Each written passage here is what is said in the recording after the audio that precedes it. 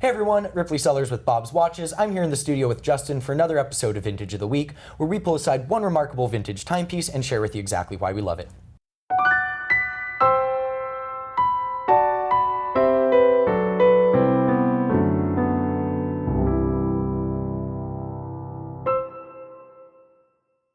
I'm excited about today, Ripley. Yeah, it's not a Rolex. It's not a Rolex, yeah. I mean, vintage watches are, Rolex is such a big name that we love do a vintage Rolex. Yeah. Own them, love them, but it's always cool to also talk about something else, and I'm really excited for this one. Well, before we get into it, let's see it. Well, I'm wearing my sub. Okay.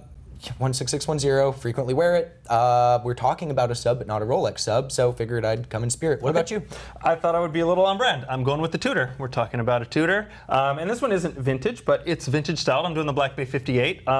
God, love this watch. I mean, you've probably heard me say it countless times, but any excuse to wear it, I always I take the opportunity. Yeah, my favorite current production Tudor. I love the Pelagos, but I got too little wrists, so 58 for me. This one's a good size. I know this one, with people with wrist size like you or that preference in watch size, this one really resonates. It's not too small. It's not too small to be too small, and it's not too big to be too big. It's kind of that Goldilocks sport watch size. Yeah, and the reduction in thinness versus the full size is actually the thing that does it most for me. You want to dive into this one? Yeah, let's get right in. So we have a Tudor Submariner today, right? Yeah, vintage Tudor Sub, reference 7928, so circa 1965 with this particular example. Really cool Tudor Sub reference.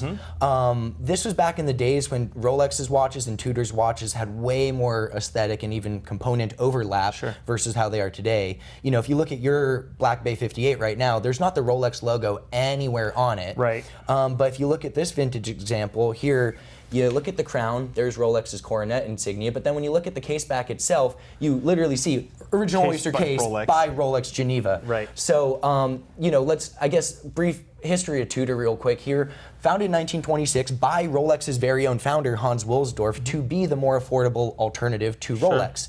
The whole point for the brand was to use Rolex's cases, the oyster case, and their distribution network, but to fit the watches with off-the-shelf third-party movements, thus achieving a lower price point and able to produce it at a larger scale. And it's really the point, just like the reference 5512 for Rolex, the point in Tudor's history could really almost be seen as the Tudor equivalent of the 5512 that came out in 59, introduced that larger case with crown guards to the collection, and then set the Tudor Submariner on its course towards, what would eventually gain snowflake hands and evolve from there into, the Marie Nationale subs and all of that.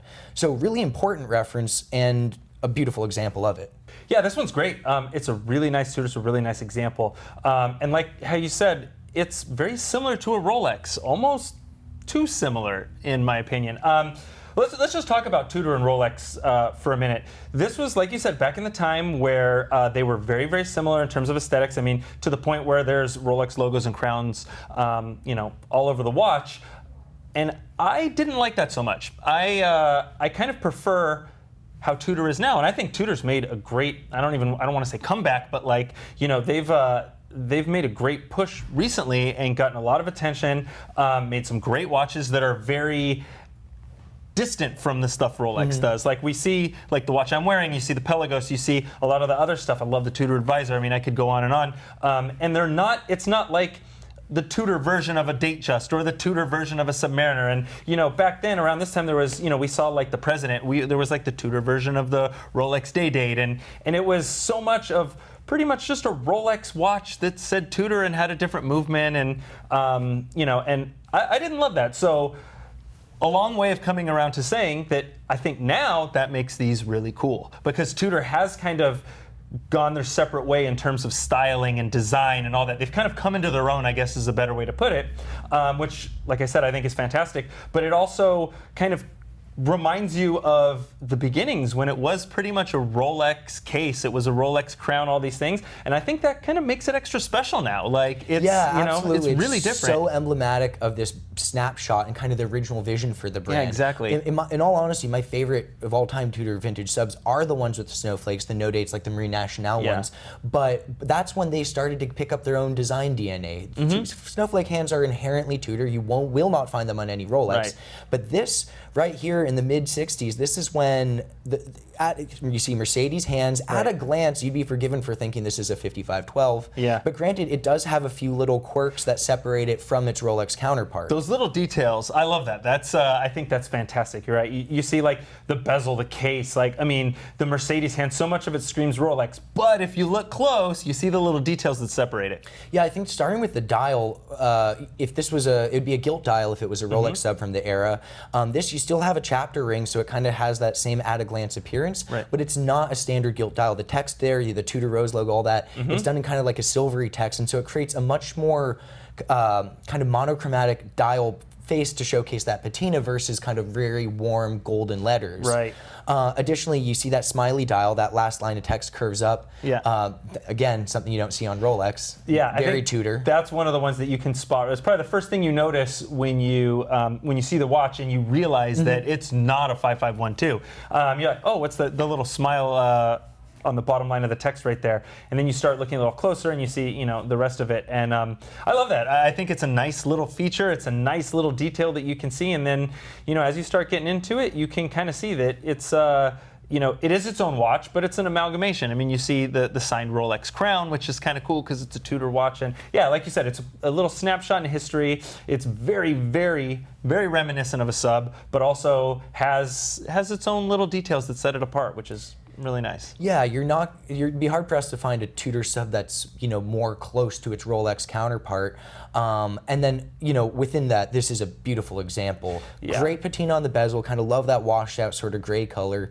And then the dial surface itself, it kind of reminds me of like either concrete or like asphalt or a night sky where there's this kind of flex in it. It's really cool, and not like tropical brown or something like that. It's kind of this, I don't even know what you would call this particular style of patina, but I think it looks really great with the warmth of the hour markers themselves. It does look good, and this one's unique, right? You see the colors fade a lot. You see a lot of different ways that these things age. I haven't really seen a lot of this one. It has, like you said, it has that almost like that asphalt look, or someone was saying it kind of looks like a night sky. It almost looks like little flecks of stars on like a black field of night sky. And I think that's really nice. It's I'm a sucker for something unique, and especially on vintage watches where they're all kind of one of a kind.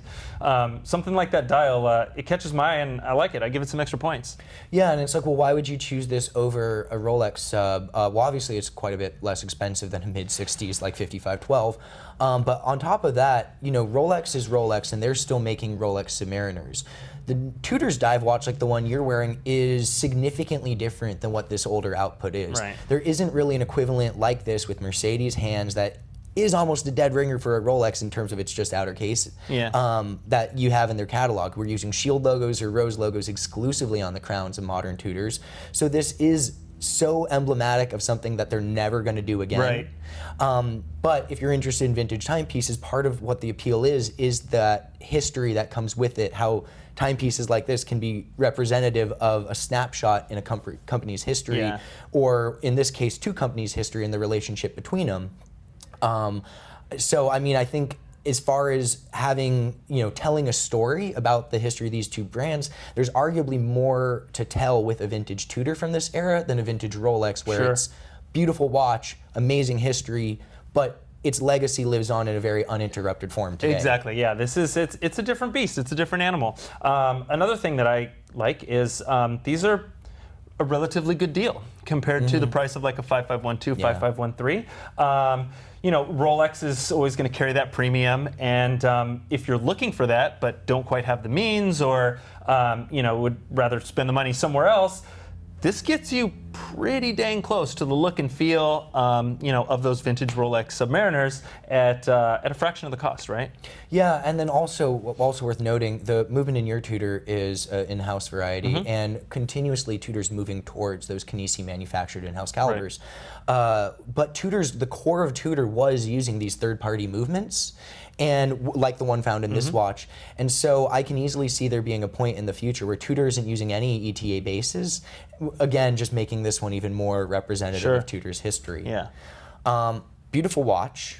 I don't own a Tudor, but if I did, I'd be hard-pressed to choose whether I'd want a vintage sports watch or just to go in the total opposite direction and pick up a modern one. You know my feeling on that. Vintage? Modern? You do both, right? Why? I mean, Why? Of course. Why would you? Why do you have to choose? Well, we were given 2 wrists for a reason. We're There you modern go. and Yeah, all. and this is a great example. Like you said, you can get this watch because you love that vintage Submariner look and feel, and the whole, that snapshot in time. And down the line, if you ended up picking up a beautiful 5512, I wouldn't feel obligated to sell this one. I think absolutely not. If anything, I'd be happier to have the both to compare and contrast and really show how close these 2 brands were. Well, 2 brands, 1 parent company were in the early 60s. I would almost want to have the 5512 just for the sake of comparing and contrasting them. Absolutely. Yeah, it's beautiful. Beautiful watch, and as always, this one is for sale. Yes. Yeah, for sale on our site, so if you kind. like it, head on over, because there's only one of them. This one should be going live as this video drops. So it will be live on our site for review, purchase, whatever, when the video goes live. I don't know how long it will last. I don't know when you're watching this, but it is for sale as of right now. Well, that about wraps up for this episode of Vintage the Week. Beautiful vintage Tudor sub right here. Gorgeous patina and available on our site. Don't forget to tune in next week for another episode of Vintage the Week and see what we have in store for you then.